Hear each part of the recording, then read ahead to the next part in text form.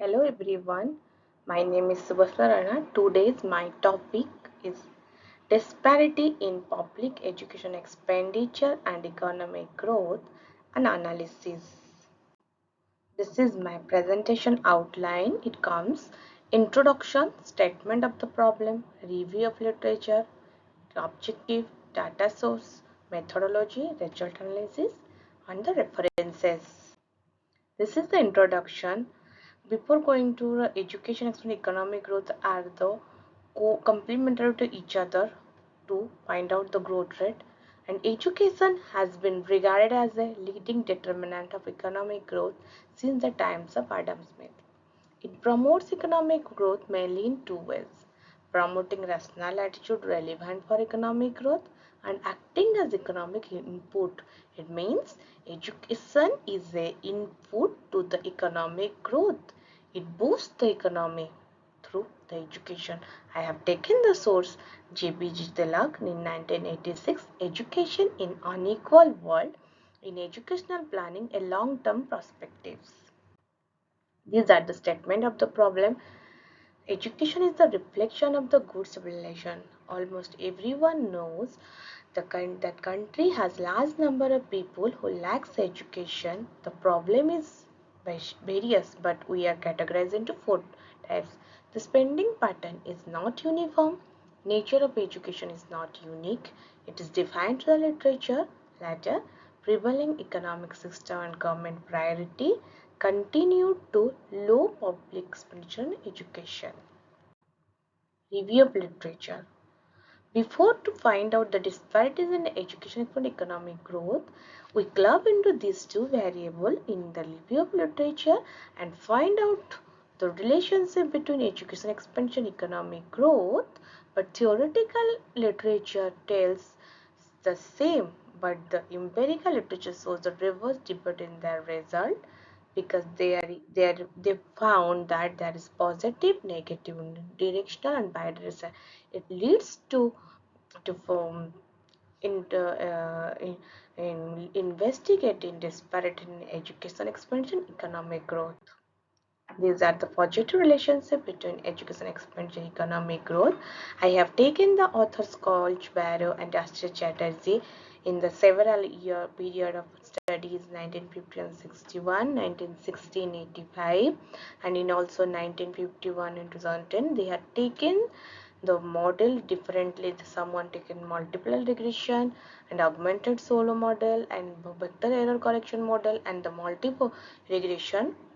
The findings is almost shows that there is a positive relationship between education expenditure and economic growth. Continued with these Anand and Varies and Malik, the positive relationship between education expenditure and economic growth. Then comes to the negative relationship between education expenditure and economic growth. The author like the Anand and Ravlian in 1990, Bellegram and Kraigel in 1996, Fiswell and Pastor-Polis in 2011. He has taken the period in 1965 to 69, 1992 to 93, in 1971 to 2007, and taking the model of time series data and multiple regression model and grandeur causality and simultaneous equation technique by using the cross-section data.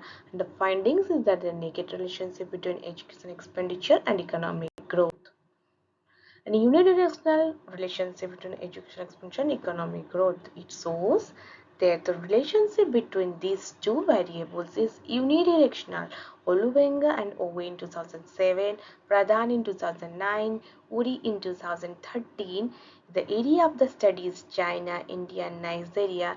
The finding is almost the unidirectional relationship between education expansion and economic growth. It means education expenditure causes economic growth, not vice versa. They have taken the panel co-integration test, vector error correction mechanism, the multiple regression using the Cobb-Douglas production function, and using the model ARDL and Granger causality error correction mechanism also.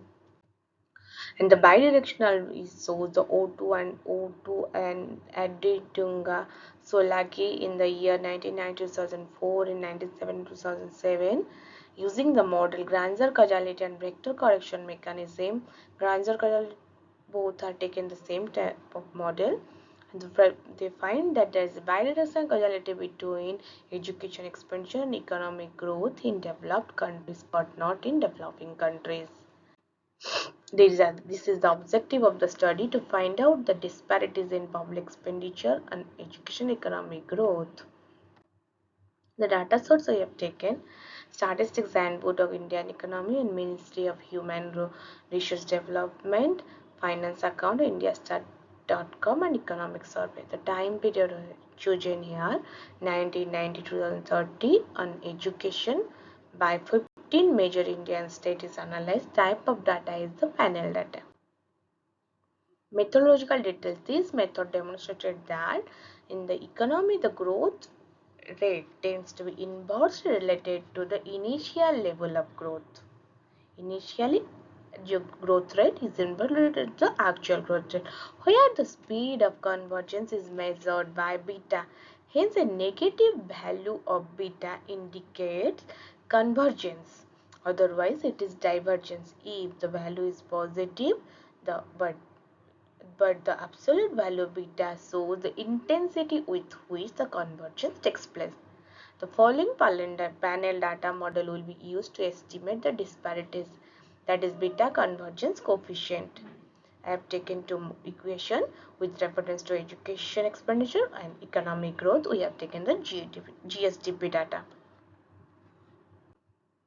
This is the absolute beta convergence panel regression in case of GDP data, and find that negative coefficient of negative coefficient in minus 8.0.66177. It shows significantly negative, and in result 2 in education expenditure it is also negative. The absolute value is negative. Analysis is that it is observed that the divergent growth performance of developed and backward region has been widening of regional disparity in the country in terms of per capita income, and in terms of education expenditure it is reducing in case of backward region. So we can go for the next analysis between two variables. These are the references I have taken for my analysis. Thank you.